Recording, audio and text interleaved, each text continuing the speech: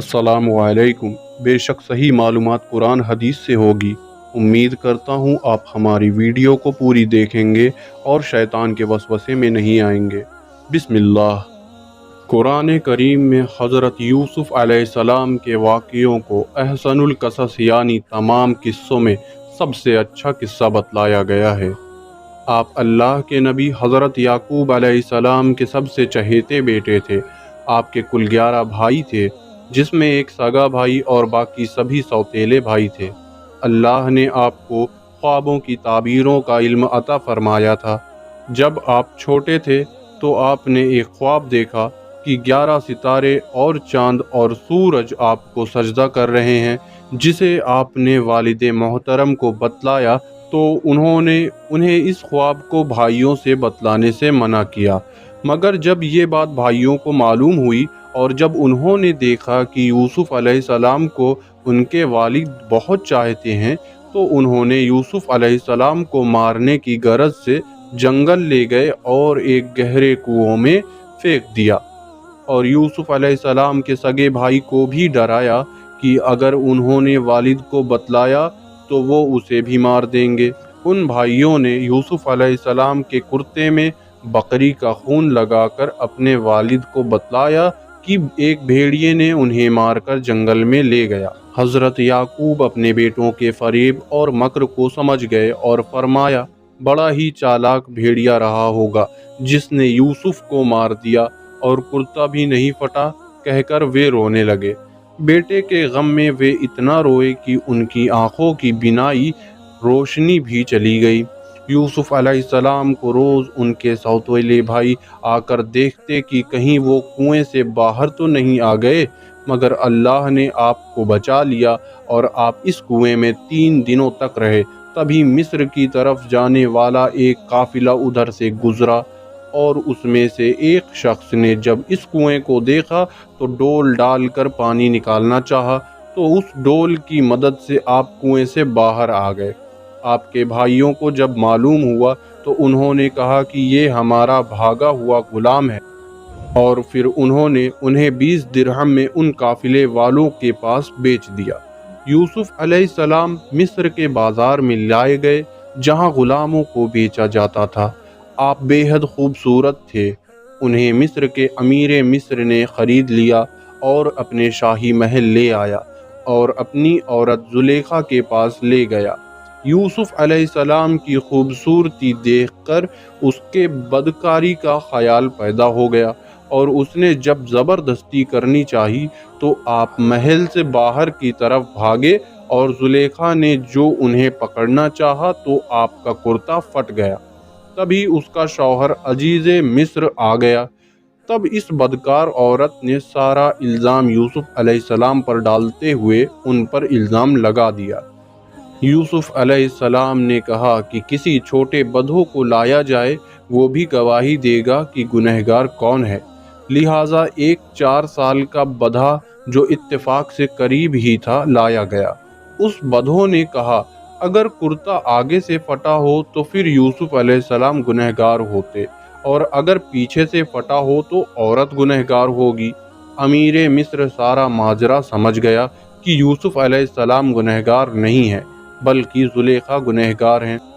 जब इस बात की चर्चा आस पास भी होने लगी तो अमीर मिस्र ने बीबी को बचाने की खातिर यूसुफ अलैहिस्सलाम को कारागार में भिजवा दिया। कैद खाने में अपने कैदियों को जो ख्वाब की ताबीर बतलाई थी वो सब सच होती। तभी मिस्र के बादशाह ने एक ख्वाब देखा कि 7 तंदुरुस्त गायों को 7 दुबली गायें खा रही हैं, और धान की 7 हरी बालियां हैं और 7 सूखी बालियां हैं। बादशाह परेशान हो गया और ख्वाब की ताबीर जाननी चाहिए, मगर कोई नहीं बतला सका। तो बादशाह के एक साकी ने, जो कि कैद में रह चुका था, उसने इसकी ताबीर जानने कैद खाने में जाने की इजाज़त मांगी और फिर यूसुफ अलैहिस्सलाम से मिलकर बादशाह के इस ख्वाब ताबीर जाननी चाहिए। तो आपने बतलाया कि राज्य में 7 खेती से जो अनाज होगा उसे जमा करो, क्योंकि उसके बाद 7 सालों तक सूखा पड़ेगा और धान नहीं हो पाएगी।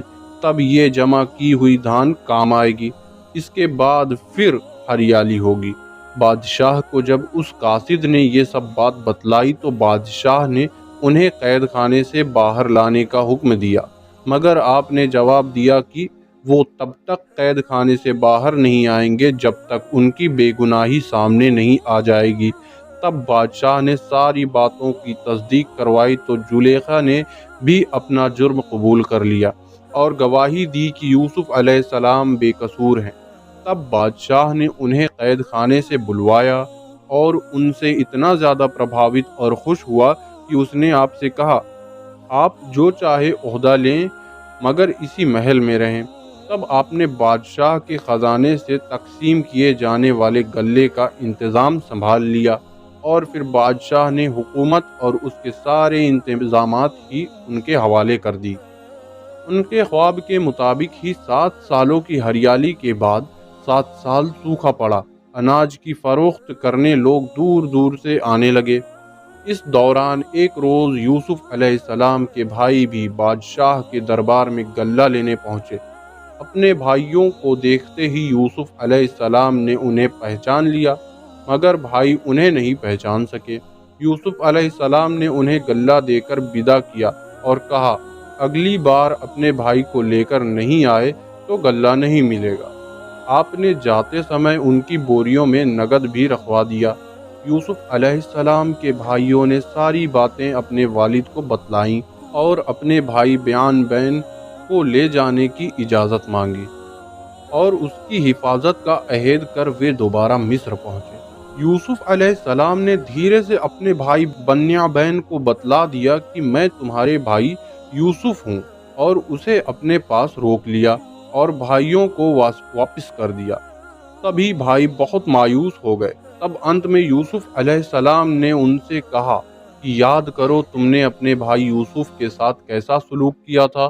تب بھائیوں نے بھی انہیں پہچان لیا اور اپنی غلطی اور گناہوں پر بہت شرمندہ ہوئے۔ یوسف علیہ السلام نے اپنے بھائی کو معاف کر دیا اور پھر والد کو ساتھ لانے کے لیے کہا، ساتھ ہی اپنا کرتا بھی انہیں دیا اور اسے والد محترم کی آنکھوں پر رکھ دینا۔ سبھی بھائی واپس آ گئے۔ جب وہ والد کے پاس پہنچے تو وہ خوشی سے کہنے لگے، مجھے اپنے بیٹے یوسف کی خوشبو آ رہی ہے۔ سبھی بھائیوں نے اپنے والد سے معافی مانگی اور انہیں سارا حال کہہ کر سنایا۔ ان کے والد نے اپنے بیٹے یوسف کا کپڑا اٹھا کر اسے چوما اور جیوں ہی آنکھوں سے مس کیا، ان کی آنکھوں کی بینائی واپس آ گئی، اور پھر وہ سبھی یوسف علیہ السلام سے ملنے مصر کی جانب روانہ ہوئے۔ مصر میں داخل ہونے پر ان کا سواگت کیا گیا، اور جب وہ سبھی یوسف علیہ السلام کے دربار میں پہنچے تو سجدے میں گر پڑے۔ یوسف علیہ السلام اپنے والد محترم سے گلے لگ گئے۔ ان کی آنکھوں میں خوشی کے آنسو تھے، اور اس طرح یہ تھی اس خواب کی تعبیر جو انہوں نے 11 ستارے اور چاند سورج کو لے کر کی تھی۔ بے شک اس واقعے میں ایمان والوں کے لیے بہت سی نشانیاں بھی ہیں اور سبق بھی ہے، اسی لیے اس واقعے کو قرآن میں سب سے افضل قصہ کہا گیا ہے۔ آپ کو میری ویڈیو کیسی لگی کمنٹ کر کے ضرور بتائیں۔ اللہ سے دعا ہے کہ ہم سبھی کو اور ہمارے والد والدہ کو ہمیشہ خیر و عافیت سے رکھے۔ ایسے ہی سچے اور اچھے اسلامک ویڈیو دیکھنے کے لیے سبسکرائب کرنا نہ بھولیں۔